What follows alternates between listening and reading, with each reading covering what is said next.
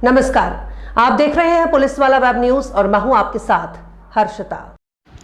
रीठी थाना क्षेत्र में एक महिला यात्री के साथ हुए सामूहिक दुष्कर्म में एक महीने पुराने मामले का रीठी पुलिस ने खुलासा करते हुए मुख्य आरोपी को गिरफ्तार कर लिया है।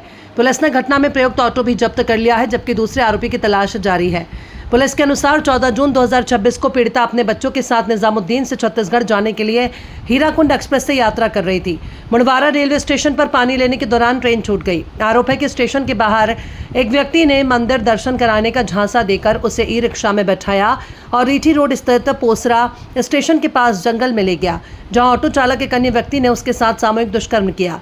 घटना के अगले दिन डायल 112 की सूचना पर रीठी पुलिस ने महिला को जंगल के पास से बरामद कर अस्पताल में भर्ती कराया। उस समय महिला मानसिक रूप से अस्वस्थ होने के कारण घटना के संबंध में कोई जानकारी नहीं दे सकी। बाद में दिल्ली में उपचार के दौरान उसकी मानसिक स्थिति सामान्य होने पर उसने अपने भाई को पूरी घटना बताई। इसके बाद दिल्ली पुलिस द्वारा दर्ज प्रकरण की केस डायरी कटनी भेजी गई, जिस पर रीठी थाने में अपराध दर्ज कर विवेचना शुरू की गई। पुलिस अधीक्षक अभिनय विश्वकर्मा के निर्देशन में गठित टीम ने करीब 800 से 900 ऑटो चालकों की स्क्रीनिंग और तकनीकी जांच की। जांच के दौरान जमुनिया निवासी ऑटो चालक दिनेश चौधरी की संलिप्तता सामने आई।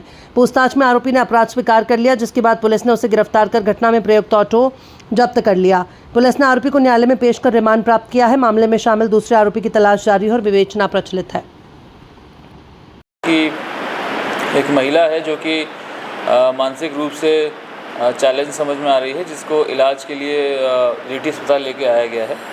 वहाँ पर प्रथम दृष्टया महिला के द्वारा चीखा जा रहा था, काफ़ी चिल्लाया जा रहा था, परंतु अस्पताल के कर्मचारियों को बहुत ज़्यादा चीज़ें समझ में नहीं आया। अस्पताल ने मेंटली चैलेंज्ड होने का डायग्नोसिस बनाया था, जिसके पश्चात में रीठी पुलिस के द्वारा उस मेंटली चैलेंज महिला के परिवारजनों को ढूंढने का प्रयास किया गया और उसके भाई को ढूंढ करके उन्हें सुपुर्द किया गया, जिसके पश्चात उस महिला को उनके भाई के द्वारा दिल्ली ले जाया गया था। दिल्ली जाने के पश्चात में वहाँ पर जब उनका इलाज हुआ, इलाज के पश्चात में दिल्ली पुलिस के माध्यम से सूचना प्राप्त हुई कि वो जो महिला थी जिसे यहाँ पर मेंटली चैलेंज बताया गया था, उसके साथ में कटनी के पास रीठी के जंगलों में 2 अज्ञात व्यक्तियों के द्वारा दुष्कर्म किया गया है, जिसकी तस्दीक करने पर ये बात सामने आई कि वो महिला जो कि दिल्ली की रहने वाली है, 14 जून को ट्रेन के माध्यम से निजामुद्दीन रेलवे स्टेशन पर चढ़ी थी और छत्तीसगढ़ जा रही थी। पानी लेने के लिए वो कटनी रेलवे स्टेशन में उतरी थी। किसी कारणवश जो है उसकी ट्रेन छूटने के कारण वो कटनी में रह गई थी और जब वो स्टेशन से बाहर आई तो बाहर एक अज्ञात व्यक्ति के द्वारा उससे बात करी गई, उसे बहला फुसला करके उसकी मानसिक स्थिति का फ़ायदा उठा करके उसे मंदिर ले जाने का बहाना बताया गया और उसे ऑटो में बैठा करके ले जाया गया, जिसके पश्चात में उसे रीठी के जंगलों में ले जा करके बारी बारी उसके साथ में दुष्कर्म किया गया। जब ये सूचना 15 जुलाई को प्राप्त हुई, 0 पे FIR कायम की गई। इसके पश्चात में इस पूरे प्रकरण की इन्वेस्टिगेशन चालू करी गई। चूँकि ये इन्वेस्टिगेशन लगभग 1 महीने बाद स्टार्ट करी गई, जिसके लिए जो जितने भी टेक्निकल साक्ष्य होते हैं, चाहे वो CCTV फुटेज हो या कई अन्य प्रकार की जानकारियां हों, वो समय बीत जाने के कारण में नहीं मिल पा रही थी, जिस कारण से इस घटना को खोल पाना, इस घटना के असल आरोपियों तक पहुंच पाना एक चुनौतीपूर्ण टास्क बन चुका था। इसमें महिला की जब डिटेल में बयान लिए गए, जब पूछा गया कि घटना एग्जैक्टली क्या हुई है और किस प्रकार से हुई है, कहाँ पे किस समय हुई है, वो सब पता करने के बाद में बात सामने आई कि संभवतः एक इलेक्ट्रिक ऑटो होते हैं उसमें महिला को ले जाया गया था, जिसके माध्यम से जब फुटेज चेक करने का प्रयास किया गया तो फुटेज कहीं पर भी प्राप्त नहीं हुए। पर पूरे रूट के जब हम लोगों ने टेक्निकल एनालिसिस करी और पूरे रूट के सभी प्रकार के फुटेज को चेक किया गया तो एक जगह पर टोल के पास में हमको फुटेज प्राप्त हुए, जिसमें हम उस ऑटो को देखने में सफल हुए। जब उस ऑटो को हमने देखा, उस ऑटो को पहचाना तो वो एक नीले रंग का इलेक्ट्रिक रिक्शा था, जिसके अलावा और कोई जानकारी उसके बारे में समझ में नहीं आ रही थी।